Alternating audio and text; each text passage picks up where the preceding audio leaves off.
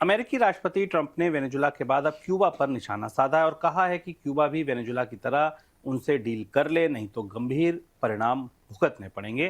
Trump ने कहा कि वर्षों तक क्यूबा को वेनेजुला से तेल और पैसा मिलता रहा, बदले में वेनेजुला के राष्ट्रपति को क्यूबा सुरक्षा देता रहा, लेकिन अब क्यूबा को ना तो पैसा मिलेगा ना ही तेल। सर, क्या मायने हैं ट्रंप की इस धमकी के? वेनेजुएला और क्यूबा लैटिन अमेरिका की राजनीति में एक साथ पाए जाते हैं और 2007 के बाद से जब शावेज की सरकार आई थी और उसके बाद उसने अमेरिका से रिश्ते तोड़े थे और अमेरिकी कंपनियों को बाहर किया था, और तो वो क्यूबा के करीब खड़ा हुआ था और एक बड़ा मजबूत गुट बना था लैटिन अमेरिका में क्यूबा और वेनेजुएला का, जो अमेरिका के विरोध में था। और तब से अमेरिका इस पर नियंत्रण करने की कोशिश कर रहा है। वेनेजुएला क्यूबा का बड़ा ऑयल सप्लायर भी है और अभी हाल में जो टैंकर्स पकड़े गए वेनेजुएला में सत्ता परिवर्तन के बाद काराकस में, उसमें कुछ टैंकर्स ऐसे थे जो वेनेजुएला का तेल क्यूबा को पहुंचाते थे। डोनाल्ड ट्रंप ने अब लैटिन अमेरिका के बाकी देशों को धमकी देना, चेतावनी देना शुरू कर दिया है।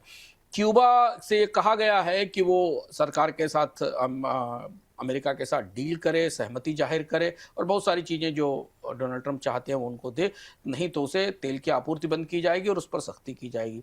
क्यूबा चूंकि पुरानी प्रतिद्वंदिता है फिडेल कास्ट्रो के ज़माने और उससे पहले के से क्यूबा गंभीर रूप से एंटी अमेरिकन स्टैंड के इतिहास के साथ आता है लैटिन अमेरिका में, इसलिए टकराव का एक नया बिंदु हो सकता है। हालांकि अभी उतना बड़ा टकराव नहीं है, लेकिन डोनाल्ड ट्रंप धीरे धीरे क्यूबा की अर्थव्यवस्था को भी घेरने की कोशिश कर रहे हैं, खासतौर पर वेनेजुएला से जाने वाले तेल की सप्लाई को लेकर। क्यूबा ने कहा है कि सरकार स्वतंत्र है, वो चाहे जिससे उससे तेल खरीद सकती है।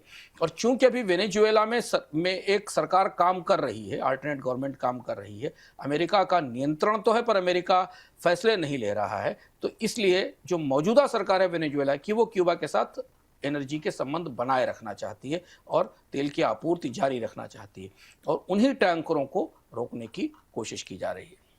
इधर अमेरिकी राष्ट्रपति ट्रंप ने क्या किया, खुद को वेनेजुला का कार्यकारी राष्ट्रपति घोषित कर दिया। अपने सोशल मीडिया प्लेटफॉर्म ट्रुथ पर ट्रंप ने एक पोस्ट डाली है जिसमें खुद को वेनेजुला का कार्यकारी राष्ट्रपति बताया है। ट्रंप के इस कदम को लेकर दुनिया भर में नई बहस छिड़ गई है। सर, कैसे समझा जाए, क्या संकेत दे रहे हैं इसके जरिए ट्रंप? और डोनाल्ड ट्रंप ने शुरुआत में ही कहा था कि वो खुद चलाएंगे, हालांकि इसको लेकर तमाम अलग अलग तरीके की चर्चाएं हैं, पर उन्होंने अपना इरादा जाहिर कर दिया है कि वो क्यूबा जो वेनेजुएला की मौजूदा सरकार है उसे शायद वो मान्यता नहीं देंगे। और पूरी दुनिया में और भी देश हैं जो एलाइज हैं, उन्होंने भी अभी इस नई सरकार को मान्यता नहीं दी है। दुविधा डोनाल्ड ट्रंप की यह है कि मादुरो को तो उन्होंने हटा दिया, क्योंकि मादुरो से तो जनता खुद निजात चाहती थी, तानाशाह थे, उन्होंने देश को तरह तरह से लूटा था। लेकिन अगर ट्रंप अपने मन की कोई सरकार वहां बिठाना चाहेंगे या सीधे नियंत्रण करना चाहेंगे तो वेनेजुएला का मिजाज थोड़ा बदल सकता है। और इस तरीके की कोशिशें वेनेजुएला के इतिहास में पहले हो चुकी हैं। एक बार शावेज का छोटा तख्ता पलट हुआ था 48 घंटे का, और उसमें एक अमेरिकी समर्थित व्यापारी राष्ट्रपति बना था, लेकिन जनता ने उसे तुरंत उतार कर बाहर कर दिया। तो ट्रंप के लिए वेनेजुएला आसान तो है पर इतना भी आसान नहीं है राजनीतिक तौर पर, क्योंकि लैटिन अमेरिका के देशों में राष्ट्रवाद बेहद गहरा है। अमेरिका के साथ ऐतिहासिक रूप से रिश्ते बेहद अच्छे नहीं हैं। तो ट्रंप धीमे धीमे बाजारों को ये संकेत देना चाहते हैं। उनकी तमाम कोशिश ये है कि सबसे पहले जो अमेरिका की तेल कंपनियां हैं उन्हें बाजार में जगह मिल जाए और वेनेजुएला के तेल रिसोर्सेज पे उनकी पहुंच बन जाए, जिसके लिए उन्होंने आते ही तुरंत एक बड़ी डील कर ली। जैसे ही नई सरकार बैठी और उस सरकार ने डील भी कर ली। शेवरॉन अकेली कंपनी है जो फिलहाल अभी वेनेजुएला से उत्पादन बढ़ा सकती है, क्योंकि वहाँ उसका थोड़ा इंफ्रास्ट्रक्चर, स्टाफ और बाकी चीज़ें मौजूद हैं। एक चीज़ और शुभ में कि ट्रंप को यह भी पता है कि वेनेजुएला के तेल उद्योग को इतनी जल्दी खड़ा नहीं किया जा सकता। करीब करीब 1.5 दशक से तेल उद्योग बर्बाद है।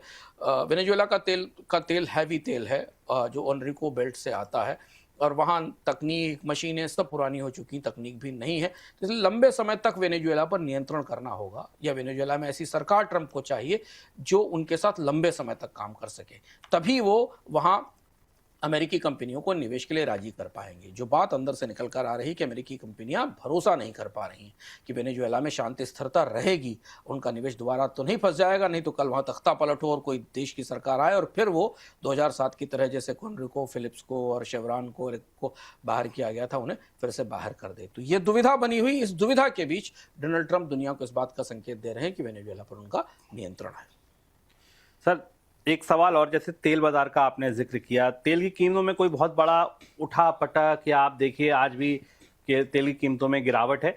भविष्य में आप तेल बाजार में वेनेजुएला की स्थिति कैसी देख रहे हैं? अगर वेनेजुएला का तेल बेहद कम है, उत्पादन बेहद सीमित है, कागजों पर बहुत बड़ा रिजर्व है, लेकिन वेनेजुएला से आने वाला तेल, जितना तेल बाजार में आकर कीमतों को प्रभावित कर सके, उतना तेल उत्पादन अभी आसानी से नहीं हो सकता। जो पीवीडीएस है, वहां की सरकारी कंपनी है, उसके पास एसेट्स तो है पर टेक्नोलॉजी नहीं है। पिछले 10 साल के कामकाज में जो टेक्निकल एक्सपर्ट्स थे वो भी बाहर चले गए। जो सबसे बड़ी भीतर की बात है वो ये है कि जो वेनेजुएला के तेल के कुएं हैं, जो ओनरिको हैवी ऑयल फील्ड में है, वहां पर तेल बहुत भारी है और इसलिए उन कुओं में भारी डाइल्यूटेंट पंप करना पड़ता है। डाइल्यूटेंट की सप्लाई, एक लिक्विड होता है, उसकी सप्लाई वेनेजुएला में उपलब्ध नहीं है।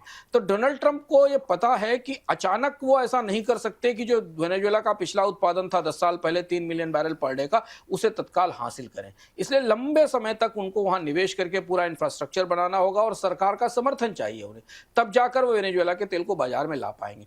और यही वजह है कि ओपेक ने इस बात को समझ लिया। कागजों पर वेनेजुएला का तेल ट्रंप को मिल सकता है, लेकिन व्यवहारिक रूप से वो तेल के बैरल्स बाजार में आएंगे और उसके लिए बड़ा निवेश करना होगा। जैसा मैंने शुरुआत में कहा कि अमेरिका की कंपनियां वेनेजुएला में अपनी हाथ उंगलियां कंधे तक जला चुकी हैं, तो इसलिए वो जब तक इस बात पर मुतमईन नहीं होंगी कि वेनेजुएला की सरकार उन्हें दोबारा नहीं भगा देगी, तब तक वो नया निवेश करने को तैयार नहीं होगी, क्योंकि बाजार से संकेत आ रहे हैं और इसीलिए तेल बाजार ने इन संकेतों को पढ़ने की कोशिश की। डोनाल्ड ट्रंप ने वेनेजुएला पर नियंत्रण के बाद तेल कंपनियों की बैठक बुलाई थी। उस बैठक में उन्होंने कंपनियों को निवेश करने के लिए कहा। जो खबरें छनकर निकली वो ये थी कि शेवरॉन केवल तैयार थी। शेवरॉन वहां पर चूंकि पहले से ही मौजूद है तो उत्पादन बढ़ा सकती।